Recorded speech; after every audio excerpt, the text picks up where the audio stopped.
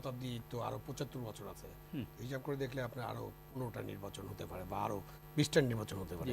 সুতরাং ওই নির্বাচনগুলো ভালো হবে না এর চেয়ে, সেটা তো বলার সময় এখনো আসেনি। এগুলো হলো বাদ কি বাদ, মানে পলিটিক্যাল রিটোরিক। যারাই ক্ষমতায় থাকেন পলিটিক্যাল রিটোরিক করতে পারেন। শতাব্দী মানে হচ্ছে কি এই যে এটা শতাব্দী বললে আপনি এই শতাব্দী বলবেন, অন্য শতাব্দী না। এই শতাব্দীতে আমরা পরপর 3টা খুব খারাপ নির্বাচন দেখেছি।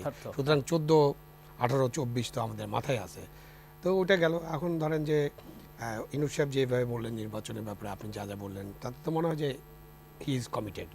এখন ওইখানে একটা প্রশ্ন আসে যে ওই যে তার দল অথবা তাকে যারা নিয়োগ করেছিলেন, উনি বলছেন না ছাত্রদের নিয়োগকর্তা, ছাত্র তার নিয়োগকর্তা, সেই দলটি যখন বলে যে ফেব্রুয়ারিতে নির্বাচন হবে না, তাহলে এখন নিয়োগকর্তার কথা ঠিক থাকবে নাকি চাকরের কথা ঠিক থাকবে? এটা বড় প্রশ্ন না?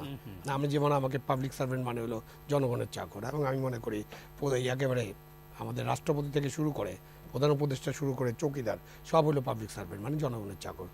সো সেই জায়গায় যখন একটা দল, মানে যে দলটা তাকে নিয়োগ দিয়েছে বা যারা আছেন আশেপাশে যারা নিয়োগকর্তার দাবি রাখেন, উনি নিজে বলেছেন, তারা যখন বলে যে নির্বাচন হবে না, তখন তো বড় ধরনের সংশয়। এই মঞ্জু ভাই যেটা বললেন যে সুষ্ঠু নির্বাচন হবে কিনা, ভাই শতাব্দীর শ্রেষ্ঠ নির্বাচন করতে যাচ্ছি, আর সুষ্ঠু নির্বাচন হবে কিনা এই সন্দেহ যদি আপনি এখন প্রকাশ করেন, তাহলে এই নির্বাচনে আমাদের দরকার কি? উই ডোন্ট ওয়ান্ট এমন একটা নির্বাচন যে যাতে সুষ্ঠু হবে না, তাই না? যে অতীতে যা হয়েছে তা হলে তো আমরা সেই নির্বাচন চাই না। এবং সেখানে একটা একদম থ্রেশহোল্ড থাকতে হবে যে আপনি 90% ভালো নির্বাচন করবেন, আপনি কিন্তু এর বেশি করতে পারবেন না। ওই যে দুর্নীতিতে আমরা কথা বলি না, দুর্নীতির ব্যাপারে আপনি যে দেশটা 1 নম্বর পায় সেও কিন্তু 94 মার্কস পাইছে কতবার, এবং একবার 88ও পাইছিল। তারপর দুর্নীতির ব্যাপারে সে 1 নম্বর স্বচ্ছ দেশ।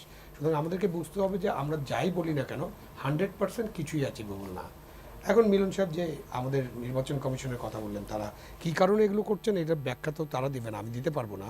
এই যে কমিয়ে আনলেন, আচ্ছা কমিয়ে আনলেন, এখন এটা যদি আমাদের রাজনৈতিক দলগুলো অ্যাকসেপ্ট না করে, ঠিক আছে ওটা 3টাতে চলে যাবে, 5টাতেও যেতে পারে, সেটা তো আলাপ আলোচনার ভিত্তিতে ঠিক করতে হবে। বাট নির্বাচন কমিশনে আরও অন্যান্য বিষয় আছে যেটা নিয়ে আলোচনা করা যায়। যেমন ধরেন যে আপনি প্রার্থী যারা ইন্ডিপেন্ডেন্ট প্রার্থী হবেন, তাদের জন্য আপনি 1% ভোট তাদেরকে সাইন করতে হবে। এটা হলো সংবিধান বিরোধী, জঙ্গলি আইন, এবং আমার যে রাইট ভোটার হিসেবে সেটা বিরোধী, মৌলিক অধিকার বিরোধী। কারণ আমি মঞ্জু সাহেবকে ভোট দিব না মিলন সাহেবকে ভোট দিব, এটা আমি আগে কিভাবে ডিক্লেয়ার করবো? 1% হ্যাঁ সাইন করার তো এটা প্রশ্নই আসে না।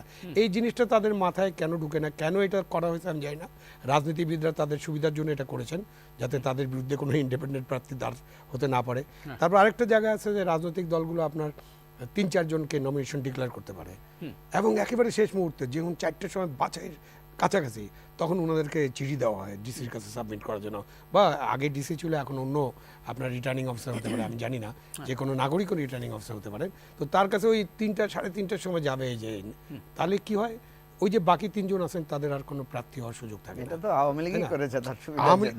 আওয়ামী লীগ যে ভালো কাজ করে না, এই জন্য তো বলছি। তো সেগুলো আপনি ঠিক করবেন না।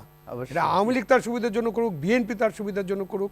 এখন তো আওয়ামী লীগ আর বিএনপি পর্যায়ক্রমে রাজনীতিতে ছিল, জাতীয় পার্টিও ছিল, তো তাদের সুবিধা মতো তারা যা যা করছেন সেগুলো তো আপনি সংস্কার করতে হবে। আপনি ভালো সংস্কারের দিকে যান না, আপনি খালি উল্টাপাল্টা জিনিস নিয়ে আমরা আলোচনা এবং ঘোরপাক খাচ্ছি।